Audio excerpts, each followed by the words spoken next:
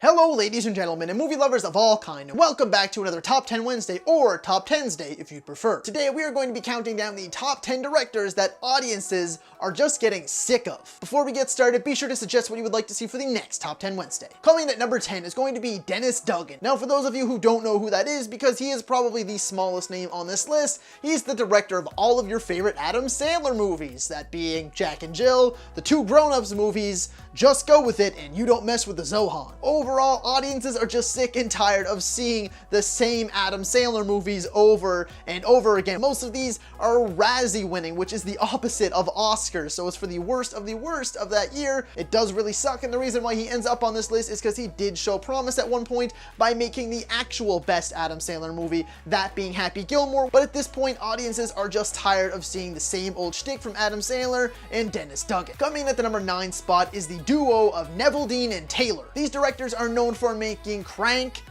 2, Gamer, and Ghost Rider Spirit of Vengeance. Their style of filmmaking, it's the same for every single movie, and it is for a very, very particular audience. There's a ton of jump cuts, they all just look like really acid-induced music videos, a ton of nudity, really weird humor, and they just really don't know what to do when making a movie. Now, since they have made Ghost Rider Spirit of Vengeance, which was just awful and somehow even worse than the first Ghost Rider, I guess they thought it might be a good idea to try and split up and make a name for themselves.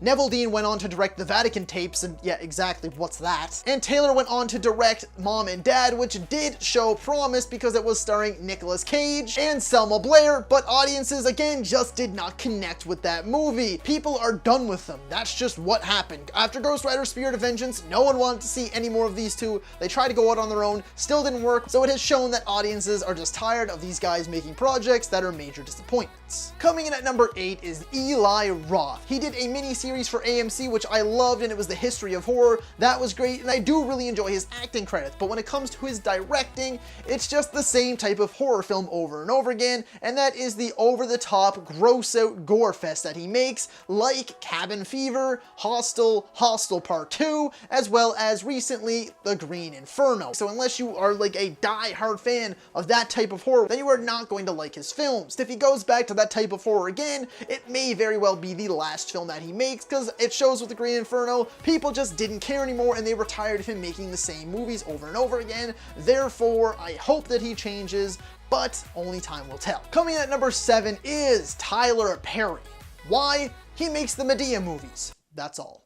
Okay, that's not actually all. He just seems to make the same movies year after year, and it's the same every year. It's either a Medea movie, which he makes like 2 of a year now. People hate them and they bomb at the box office. And even aside from that, when he's not making those movies, he just makes the same movies with the same cast, the same humor, or the same dark, edgy tone. General audiences and myself alike are just done with this guy again, which sucks because he is a great person in reality, but I think it's time to put Medea down for good. Coming in at number 6 is Paul W.S. Anderson. The only 2 decent movies that he's made is Death Race, starring Jason Statham, the first one, and that is it, as well as the first AVP, more of a guilty pleasure movie, but compared to the second one, it's a damn good movie. Other than that, this guy is the one that is responsible for ruining the Resident Evil film adaptations, making a terrible Three Musketeers adaptation, as well as a terrible Pompeii movie. He doesn't know how to write a real in-depth, proper screenplay or script, and anything he shows on screen is so over-stylized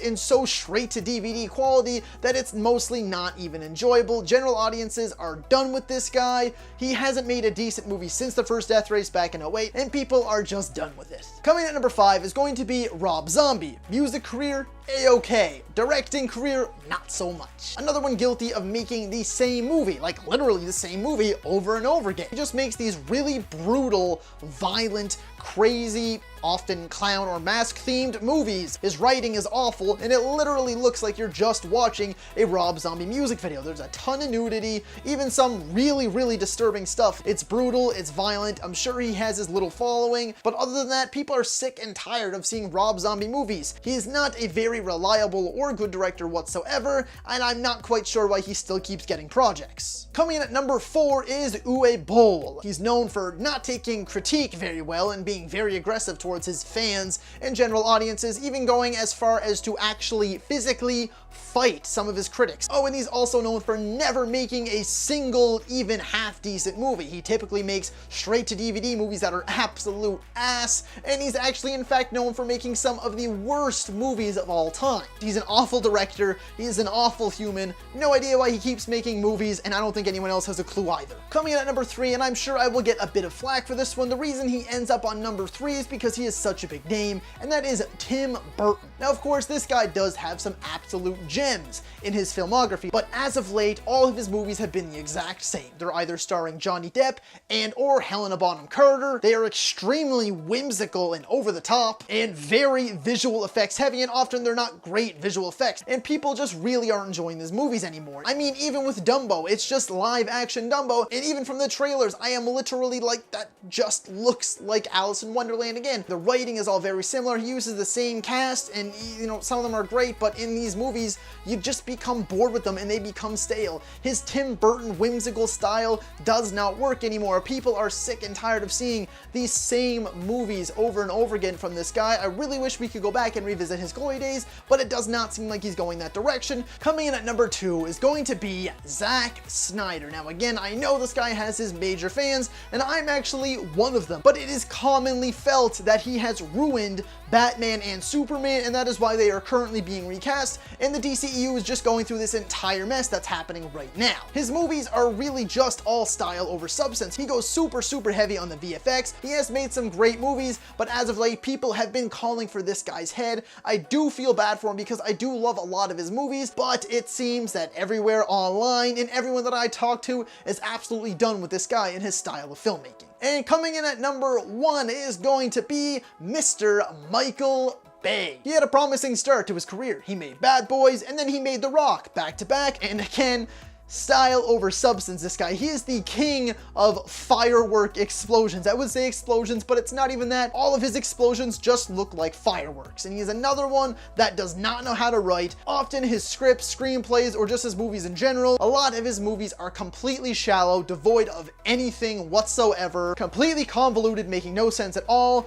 often objectifies women, and makes weird, racist, and tasteless jokes. He is commonly considered to be one of the worst directors working today, which does suck, but people do not want to see anything else from this guy. They were absolutely done with the Transformers franchise, and that shows with the box office haul of the last night. People do not want to see this guy anymore, and therefore he ends up at number 1 on this list. So if you like this video, be sure to like, subscribe, and comment. Let me know, who do you think is the number 1 director that audiences are just sick of? As always, thank you so much for watching, and that's a wrap.